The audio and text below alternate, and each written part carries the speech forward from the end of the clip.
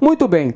Vamos agora falar sobre o período do governo constitucional de Getúlio Vargas, entre 1934 e 1937, ou seja, antes da decretação do Estado Novo. Durante esses 3 anos, Getúlio Vargas teve o poder constitucional. Então, dos 3 períodos que compõem a chamada Era Vargas, o único que é uma fase legal, uma fase constitucional, é aquele compreendido entre 34 e 37. Vargas foi eleito de forma indireta à presidência da República. A Assembleia que aprovou a Constituição de 1934 também elegeu Getúlio Vargas para mais 4 anos de mandato. Temos em 1934 a aprovação da Constituição, da nova Constituição brasileira, que estabelecia, olha só as novidades que a Constituição de 34 trazia. Voto secreto, senhores. O voto que era aberto durante a Primeira República, durante a República Velha, passa a ser voto secreto. Voto secreto, voto com direito para as mulheres. As mulheres passam a votar no Brasil na Era Vargas. Temos também a criação das leis trabalhistas, o estabelecimento do ensino público primário também no Brasil e uma série de medidas que trazia a Constituição de 1934. Nesse contexto histórico do governo constitucional, vai ocorrer uma polarização ideológica com o surgimento de 2 agremiações políticas antagônicas.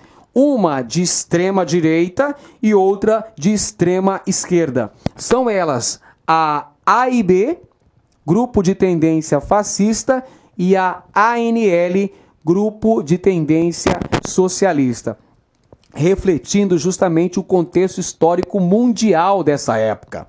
Década de 30, nós temos a ascensão do nazifascismo na Europa, a ascensão de Benito Mussolini na Itália em 1922 e de Adolf Hitler na Alemanha em 1933. E também temos a consolidação do socialismo na União Soviética. Claro que esses fatos ocorridos na Europa irão refletir na política interna nacional, com a criação desses 2 grupos políticos, a Ação Integralista Brasileira e a Aliança Nacional Libertadora. Um grupo, o primeiro grupo, de tendência fascista, o segundo grupo de tendência socialista. A ANL realiza um movimento que tinha por objetivo derrubar Getúlio Vargas do poder no Brasil, que foi a chamada Intentona Comunista, um levante que visava derrubar o presidente Getúlio Vargas. O principal líder da ANL era Luiz Carlos Prestes, o Cavaleiro da Esperança. Esse movimento que visava derrubar Getúlio da presidência acabou sendo frustrado, acabou sendo fracassado, e as principais lideranças da ANL foram presas, dentre elas Luiz Carlos Prestes e sua companheira Olga Benário. Isso fez com que o governo federal cada vez mais fechasse o poder, governasse através de estado de sítio, estado de atenção permanente. Getúlio Vargas, então, decreta estado de sítio após a Intentona Comunista de 1935. E no ano de 1937, ele espalha para a nação o chamado Plano Cohen. O que foi o Plano Cohen? Ora, o Plano Cohen foi uma suposta ameaça de dominação comunista no Brasil. Na verdade, era um fictício plano de domínio estrangeiro sobre o Brasil, de implantação do socialismo no Brasil. Na verdade, o Plano Cohen foi forjado pelos integralistas, na figura do capitão Olímpio Mourão, e vai ser usado por Vargas como um pretexto para a decretação do Estado Novo, que é o período ditatorial da Era Vargas. O Estado Novo está compreendido entre 1937 e 1945. Durante esse referido período, nós temos a suspensão de direitos e liberdades democráticas e a perseguição a todos os opositores do regime, através da polícia política, que tinha na chefia um ilustre mato-grossense, um ilustre cuiabano, chamado Filinto Miller, pessoa de grande importância na política mato-grossense ao longo do século XX. E temos também a criação do DIP, o Departamento de Imprensa e Propaganda, que era justamente o órgão responsável pela construção de uma imagem positiva do ditador Getúlio Vargas, bem como promover o culto à personalidade do presidente da República e também fazer uma intensa censura aos meios de comunicação. Essas eram as principais funções do DIP, o Departamento de Imprensa e Propaganda, criado no governo do Estado Novo por Getúlio Vargas. Falando em Estado Novo, falando em Getúlio Vargas, vamos voltar aqui para analisar a política mato-grossense no período em questão. Durante o Estado Novo, quem administrou Mato Grosso foi o interventor Júlio Miller, entre 1937 e 1948. Anote aí as principais características de seu governo. Júlio Miller foi interventor federal, portanto, durante o Estado Novo em Mato Grosso. E dentre as principais características de seu governo estão a construção de várias obras públicas, principalmente com o objetivo de dotar Cuiabá de uma modernidade urbana, principalmente para garantir a permanência da capital em Cuiabá. Durante o início da década de 1940, os mato-grossenses do Sul reivindicavam que a capital deveria ser Campo Grande, uma cidade mais progressista, mais dinâmica, mais populosa e até mesmo mais rica que Cuiabá. Então eles reivindicavam que a capital fosse transferida para o Sul. Júlio Miller, no intuito de manter a capital em Cuiabá, irá promover uma série de obras públicas: Liceu Cuiabano, Grande Hotel, Cine Teatro Cuiabá e principalmente a ponte de concreto, a primeira ponte de concreto sobre o rio Cuiabá, a Ponte Júlio Miller, inaugurada no ano de 1942, durante a administração do interventor federal Júlio Miller em Mato Grosso. Todas essas obras visavam a modernização de Cuiabá, visando a manutenção de Cuiabá como capital de Mato Grosso. E vai ser importante nesse contexto a captação de recursos. Getúlio Vargas irá fornecer os recursos necessários para a construção dessas obras. Portanto, senhores, podemos dizer que durante a administração de Júlio Miller, Cuiabá se transformou num verdadeiro canteiro de obras. Foram edificadas várias obras públicas em Mato Grosso, principalmente em Cuiabá, durante a gestão do interventor Júlio Struben Miller, aqui em Mato Grosso. Vejamos então as principais obras da gestão Júlio Miller. Construiu a residência dos governadores, construiu também o Grande Hotel, a Ponte Júlio Miller sobre o rio Cuiabá, a Avenida Getúlio Vargas. A atual Avenida Getúlio Vargas foi construída na década de 40, no início da década de 40, durante o governo de Júlio Miller, e inaugurada justamente durante a visita de seu GG em Cuiabá. Getúlio Vargas, que foi o primeiro presidente da República a visitar a cidade de Cuiabá. Temos ainda o Liceu Cuiabano, o Cine Teatro Cuiabá e a Estação de Tratamento de Água em Cuiabá. Na imagem vemos a visita de Getúlio Vargas em Cuiabá no ano de 1941. Getúlio Vargas inaugurou uma série de obras instaladas principalmente na avenida que leva o nome do presidente da República. Na imagem nós temos Getúlio Vargas aí com o bispo de Cuiabá, Dom Aquino Correia. Dom Aquino, que também foi governador de Mato Grosso, foi interventor federal em Mato Grosso durante o governo do presidente Venceslau Braz. Dom Aquino era uma importante liderança, não apenas religiosa, pelo fato de ser bispo de Cuiabá.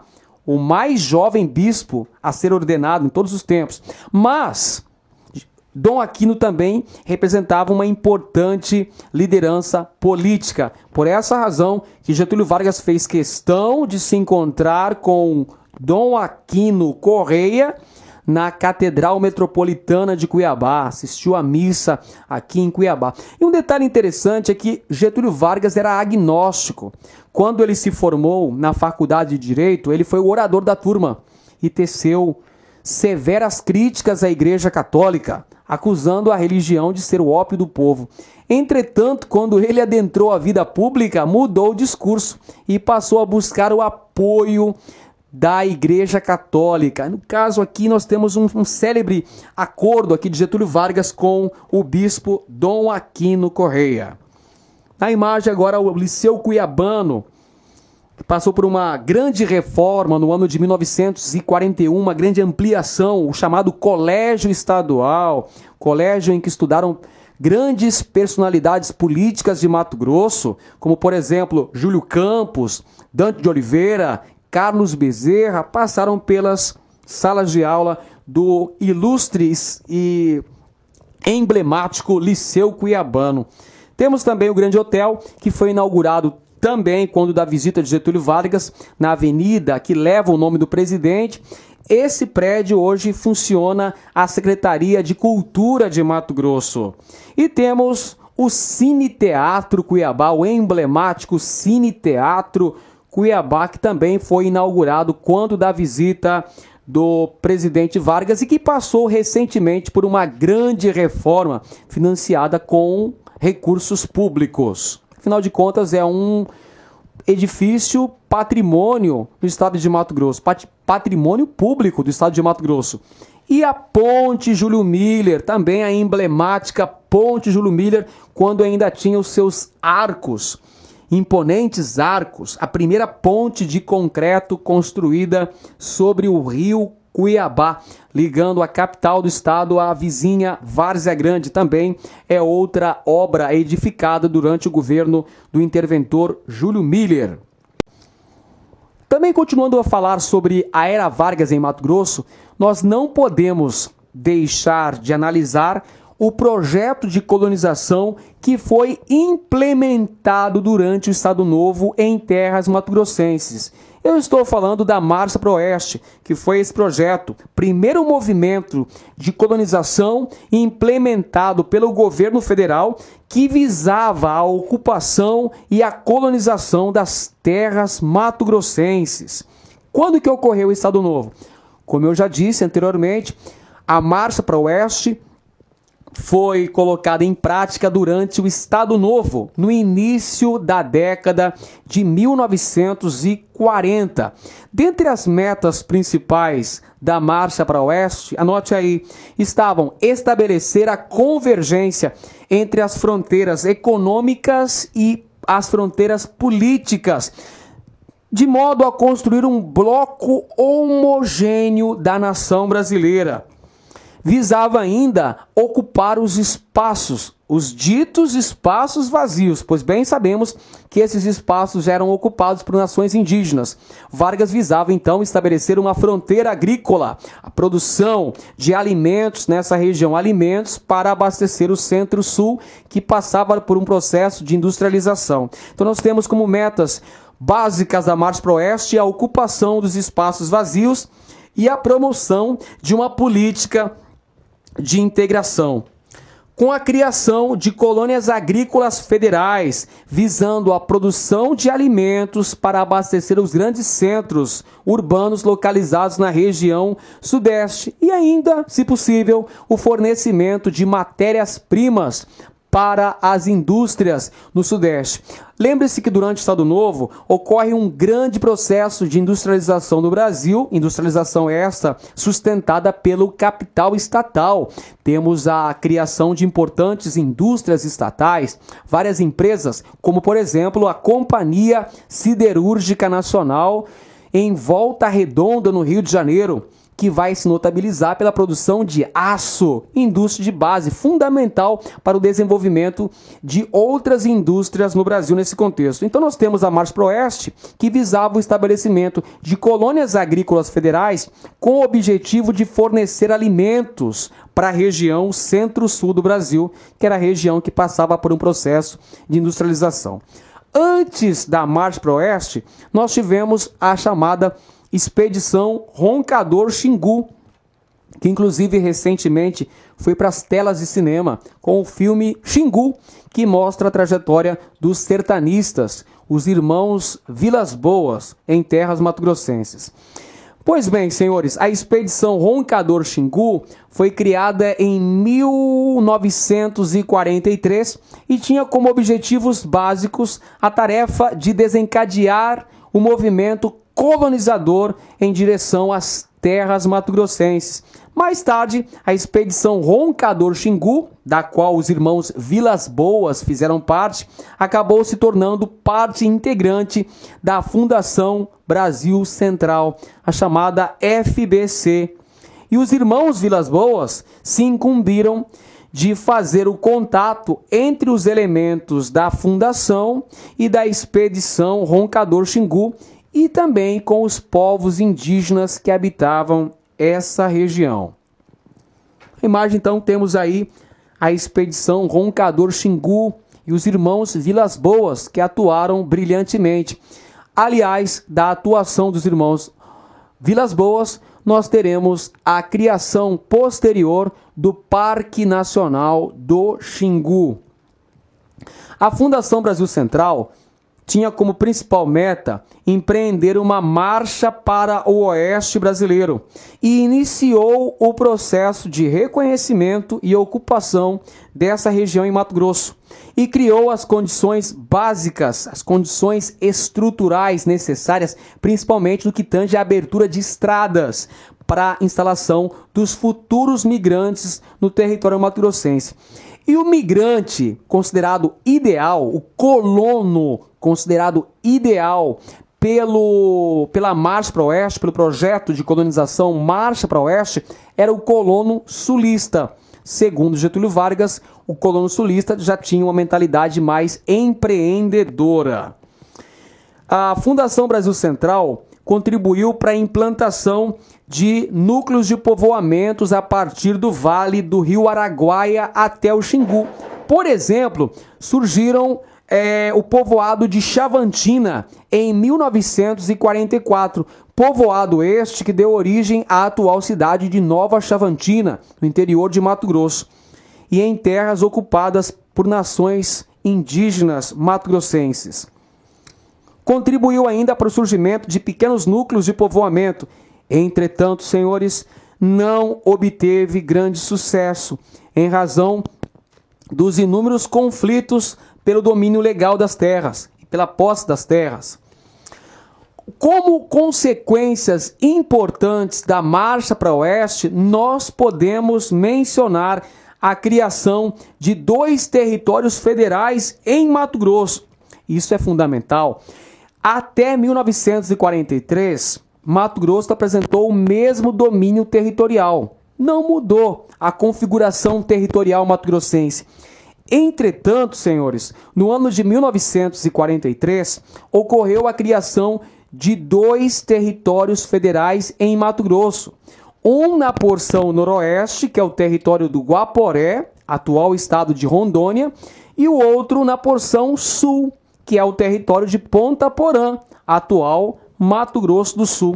Então anote aí, durante a Era Vargas nós temos a criação de 2 territórios federais em Mato Grosso, Ponta Porã e Guaporé. Por que foi desmembrada essa parte do território de Mato Grosso durante o contexto da Marcha para o Oeste? Porque visava melhor administrar o território, demasiadamente extenso. Portanto, por questões políticas e militares, nós temos a criação desses 2 territórios federais. Observe no mapa o domínio territorial mato-grossense de 1943.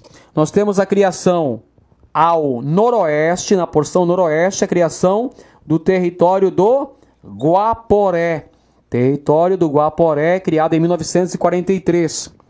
Posteriormente, esse território do Guaporé se transformou no território de Rondônia, que tem o nome justamente em homenagem ao Marechal Cândido Mariano da Silva Rondon, o patrono das comunicações. O território do Guaporé, portanto, virou território de Rondônia e em 1981 foi transformado no estado de Rondônia.